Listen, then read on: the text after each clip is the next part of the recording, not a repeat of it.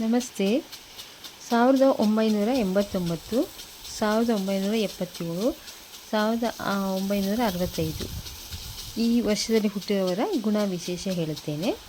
ಇವರು ಧಾರ್ಮಿಕ ರಾಜಕೀಯ ವಿಷಯಗಳಲ್ಲಿ ಸುಲಲಿತವಾಗಿ ಮಾತನಾಡಿದ ಇವರು ಹಣ ಸಂಪಾದಿಸುವುದರಲ್ಲಿ ಗಟ್ಟಿಗರು.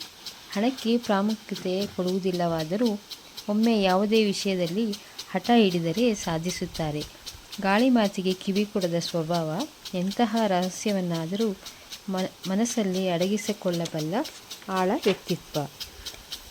1978, 1978, 1990, 1966 ಇವರು ಜೀವನವನ್ನು ಆನಂದವಾಗಿ ಅನುಭವಿಸುವರು. ಕೀರ್ತಿ ಪ್ರತಿಷ್ಠೆಗಳು ಉಂಟು. ಸ್ವಲ್ಪ ಒರಟು ಮನುಷ್ಯರು. ಪ್ರೇಮದಲ್ಲಿ ಆಸಕ್ತಿ ಹೆಚ್ಚು, ಆದರೆ ಅಷ್ಟೇ ಸುಲಭವಾಗಿ ಅದರಿಂದ ಜಾರಿಕೊಳ್ಳಬಲ್ಲರು. ಬಹಳ ಧೈರ್ಯವಂತರು. ಶಾರೀರಿಕ ಮಾನಸಿಕ ವ್ಯಾಯಾಮದಲ್ಲಿ ಆಸಕ್ತಿ ಹೆಚ್ಚು.